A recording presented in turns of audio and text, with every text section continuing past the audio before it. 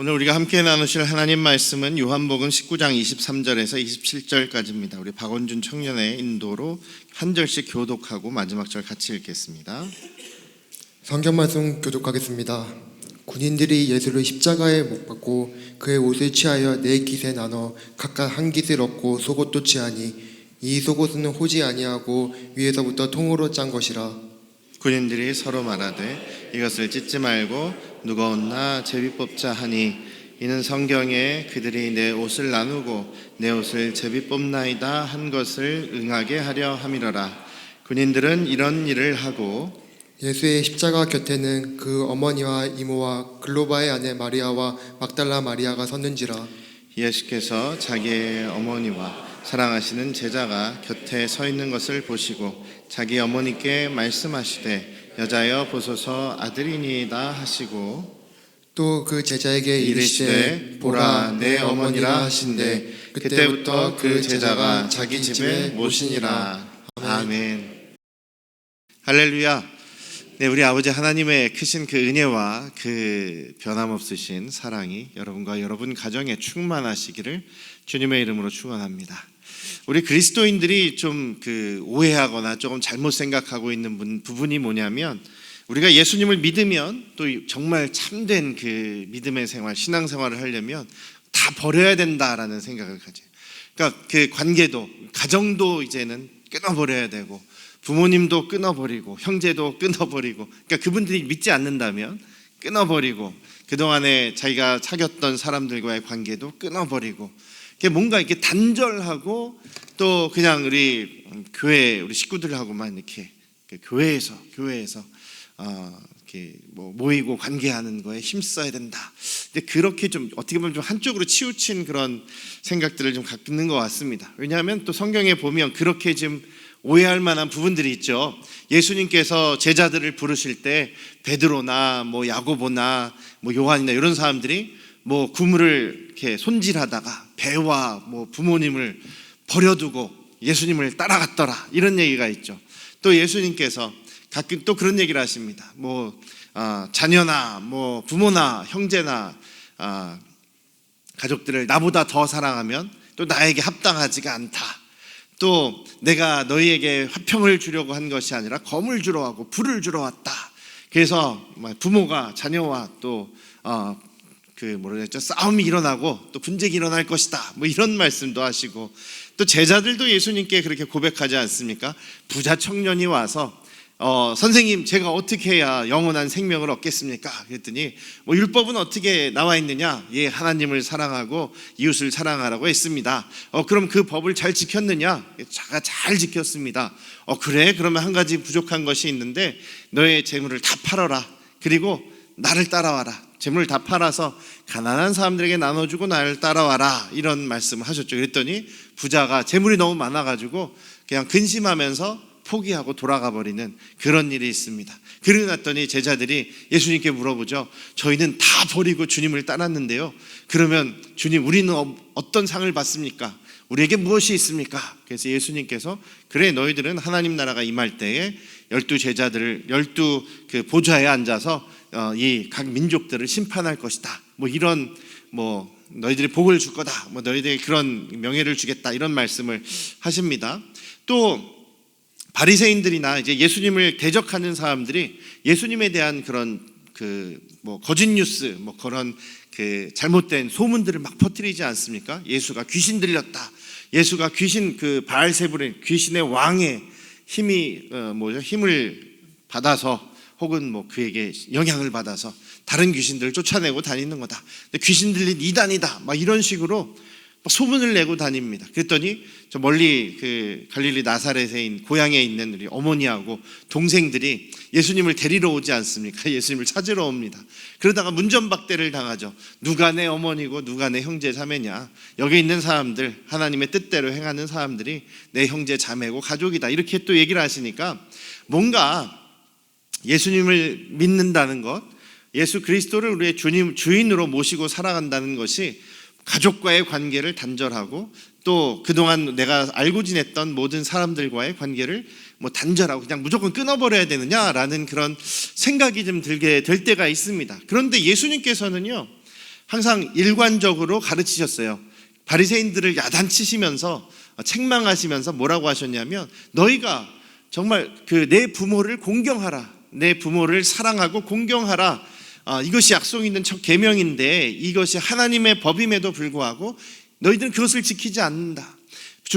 부모님을 거역하고 부모님을 업신여기고 공경하지 않는 사람들은 너희들이 돌을 쳐서 죽여도 된다고 이렇게 법에 나와 있는데, 너희들은 오히려 하나님을 섬긴다는 그런 이유를 대면서 부모님께 드릴 만한 좋은 것이 있어도 고르반이라고, 내가 하나님께 드렸습니다 라고 말하면 부모님을 섬기지도 않고 부모님께 좋은 것을 드리지도 않고 공경하지도 않고 봉양하지도 않지 않느냐. 하나님의 법도 안 지키면서 너희들이 무슨 너희들 마음대로 만들어 놓은 그런 전통을 가지고 뭘 자랑하고 앉아있냐 이러면서 이제 바리새인들 막 책망하시지 않았습니까? 예수님께서는 부모를 공경해라, 또 주변의 사람들과 화평하라라는 말씀을 하셨어요. 그런데 가끔 가다가 이렇게 자기 십자가를 지고 혹은 우리가 단호하게 혹은 다퉈야 될 때가 있다라는 말씀은 무슨 얘기냐면, 우리가 하나님의 가치 안에서 우리가 이것은 아닙니다라고 단호하게 끊어야 될 부분이 있다라는 거예요. 그냥 좋고 이것도 좋고 저것도 좋습니다, 이래도 좋고 저래도 좋습니다, 이런 것이 아니라 예수님께서 말씀하시는 법, 하나님 나라의 그 법과 가치를 가지고 그것이 세상의 가치나 세상의 이방 신앙과 또 미신과 이런 것들과 부딪힐 때에는 단호하게 우리가 해야 되는 것이지, 인간관계 끊어버리고 미워하고 이런 얘기는 아닙니다. 또 물론 우리가 예수님을 믿기 전에 인간관계가, 친하게 지냈던 인간관계가 정말 주님을 멀리하게 만들고 믿음에서 떨어지게 만들고 사람을 죽이는 그런 주님께서 기뻐하시지 않는 그런 관계에 있었다, 혹은 불법과 죄악으로 같이 동조하던 사이였다, 혹은 뭔가 죄성을 가진 중독된 것들에 어울리던 사람, 죄성으로 어울리는 사람은 자연스럽게 멀어지죠. 그분들이 같이 어울리던 사람들이 주님을 거부하고 오히려 믿음을 생긴 사람을 멀리하게 되는 거죠. 어제 우리 미국에서부터 같이 이렇게 신앙생활도 하고 또 같이 사역도 했던 우리 목사님 한 분을 만났어요.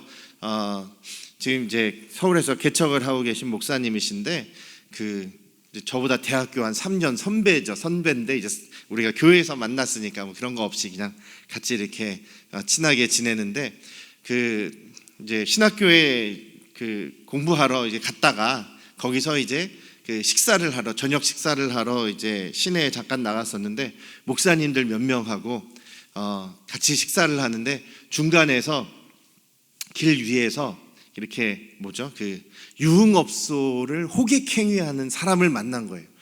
그분이 자꾸 여기 좋은 데 있습니다, 마음에 드는 사람 골라 잡을 수 있습니다, 막 이러면서 자꾸만 한 사람을 끌고 가더래요. 그러니까 자기 모임 중에서 다 목사님들인데 제일 어린 목사님을 붙잡고 막 끌고 가려고 하더라는 거예요.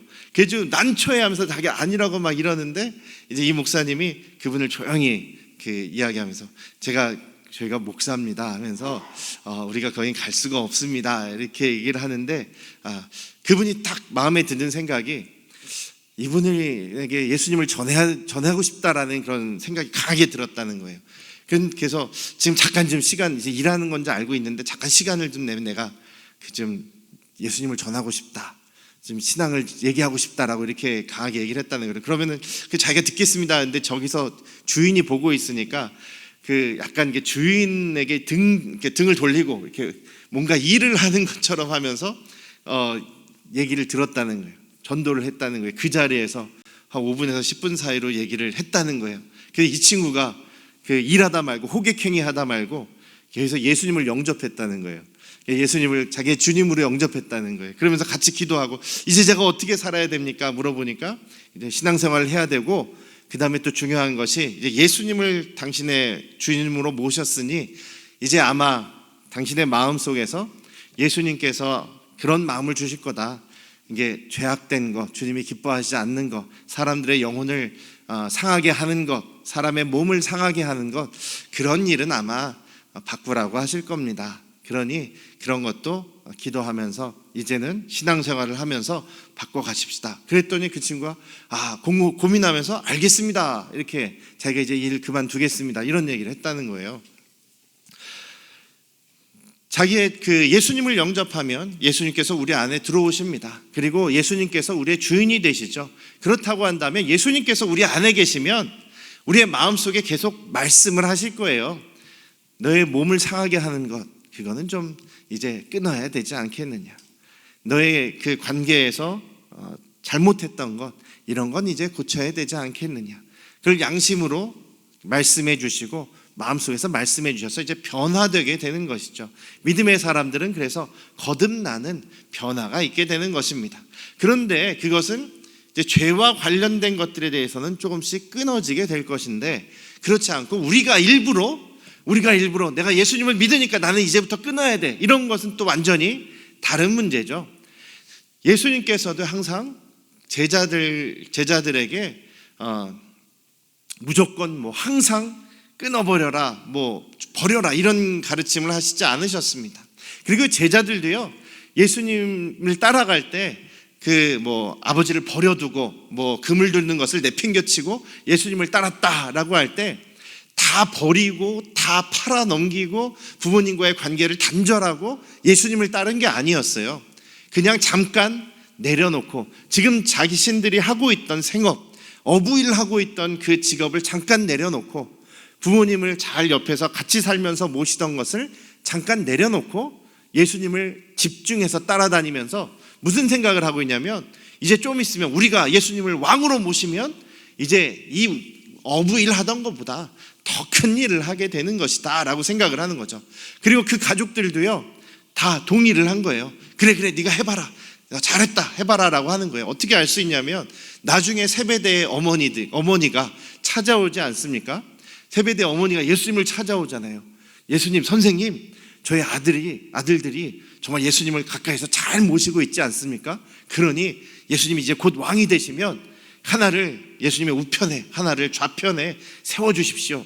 그러니까 정승 판서 영의정 좌의정 되게 해주십시오. 이렇게 예수님께 청탁을 했다가 어떻게 보면 약간 책망 듣죠. 그러니까 지금 전부 다 온 제자들의 온 가족들까지 다 지지하고 지원하고 있는 것이지, 제자들도요 자기 부모님들 다 안 버렸습니다. 예수님이 부활하시고 난 다음에 이제 갈릴리에서 만나실 거다, 갈릴리에서 기다린다라고 하셨잖아요. 제자들이 예수님을 만나기까지 갈릴리에 가서 뭘 했습니까? 다시 자기들 배 꺼내가지고 자신들의 그물들 다시 꺼내가지고 어부일 하지 않습니까? 그게 만약에 정말로 예수님을 위해서 다 버렸다라고 한다면 그 배랑 그물들이랑 다 팔아가지고 가난한 사람들 나눠주고 예수님을 따랐어야 되는데, 제자들은 그렇지 않았습니다. 잠깐 지금 하고 있는 일을 내려놓고 예수님을 따라간 것이죠. 예수님께서 오늘 말씀을 통해서 분명하게 또 보여주십니다. 예수님께서 그 인간이시기 때문에 정말 완전한 우리가 똑같은 인간이셨어요. 그래서 새벽부터 매를 맞으시죠. 새벽부터 채찍에 어마어마한 매를 맞으십니다.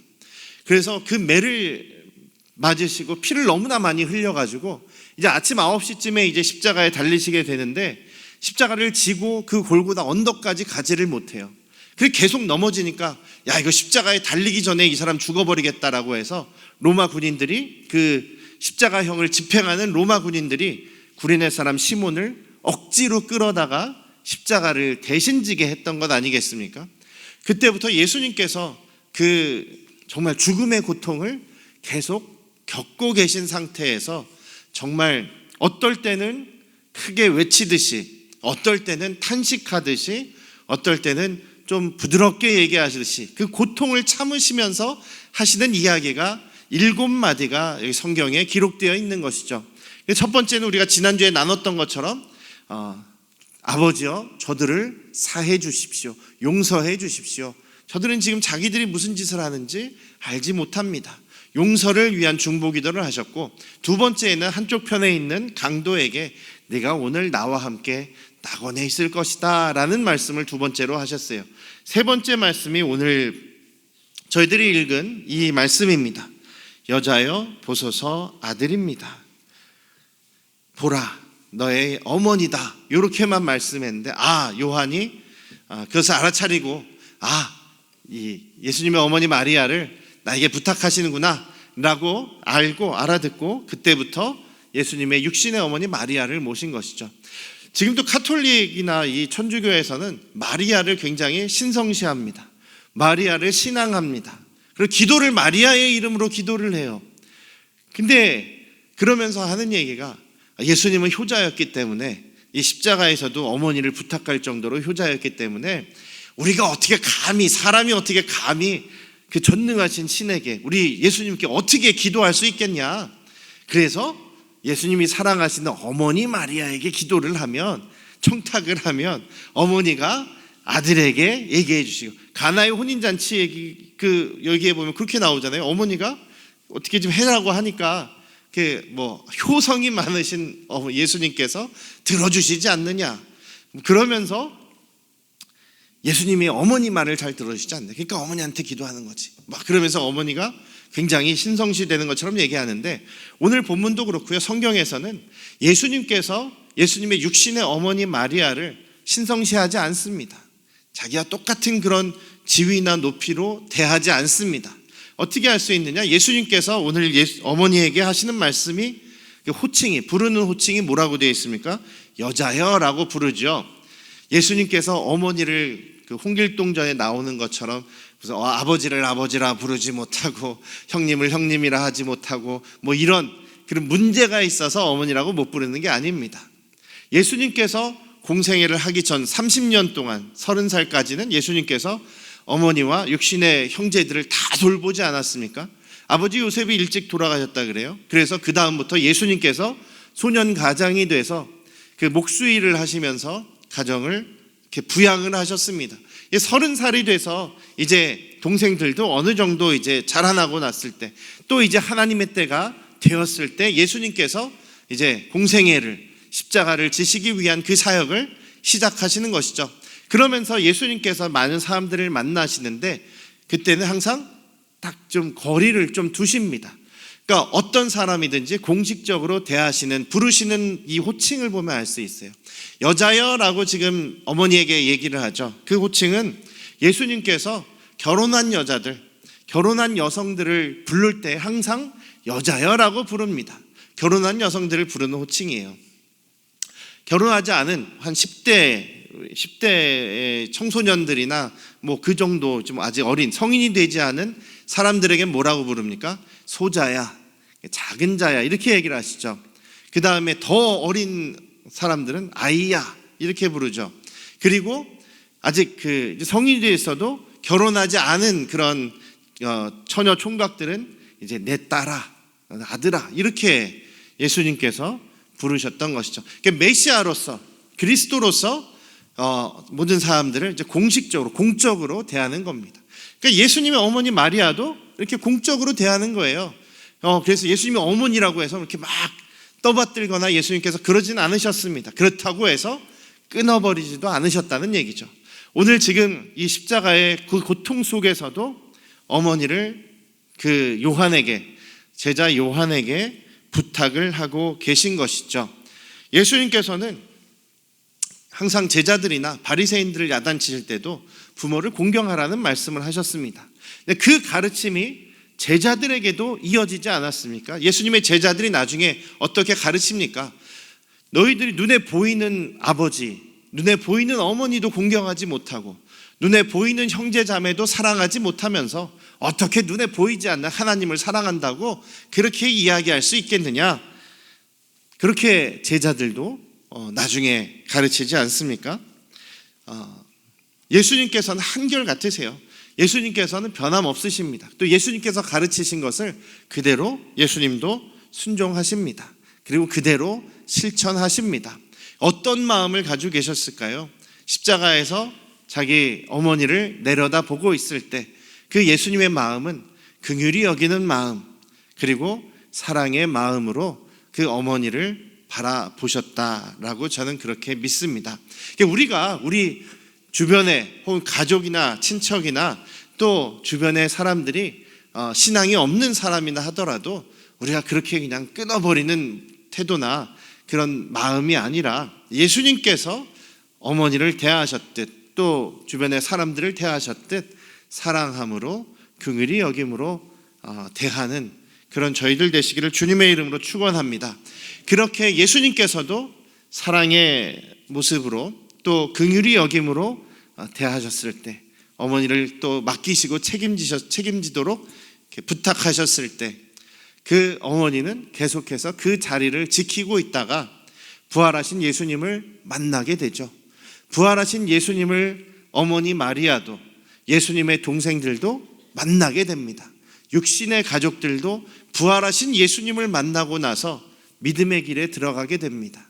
그리고 오순절 성령이 임하시는 그때 예수님의 12제자뿐만 아니라 어머니 마리아와 형제들과 여인들과 120명의 성도들이 동시에 성령을 받고 그 다음부터 예수님의 증인, 초대교회의 기둥들이 되게 되었던 것이죠. 사랑하는 우리 안양성도 가족 여러분, 우리 안양성도교회 가족들은 예수님을 믿고 신앙생활을 하면 하실수록 더욱더 가족들을 사랑하고 또 친척들과 또 주변 사람들과의 관계를 더 깊이 가지시면서 주님을 증거하고 주님의 그 구원을 흘러보낼 수 있는 그런 복된 삶을 살아가실 수 있기를 다시 한번 주님의 이름으로 축원합니다. 기도하시겠습니다. 아버지 하나님, 예수님께서 메시아로서 그리스도로서 공적인 사역을 하실 때에는 때때로 가족이라고 해서, 어머니라고 해서 더 위한다거나 더 특혜를 드리지 않고 공적으로 대하고 일부러 거리를 두시는 것처럼 하셨으나, 그것이 우리가 믿음의 사람들이 예수님을 믿는다고 해서 가정을 버리고 또 관계를 끊어버리는 이유가 되지 않는 것을 보여주셨습니다. 예수님께서 평소에 가르치셨던 부모를 공경하고 또 주님을 사랑하고 또 이웃을 사랑하라는 그 말씀처럼 예수님께서도 그대로 보이셨음을 오늘 보게 됩니다.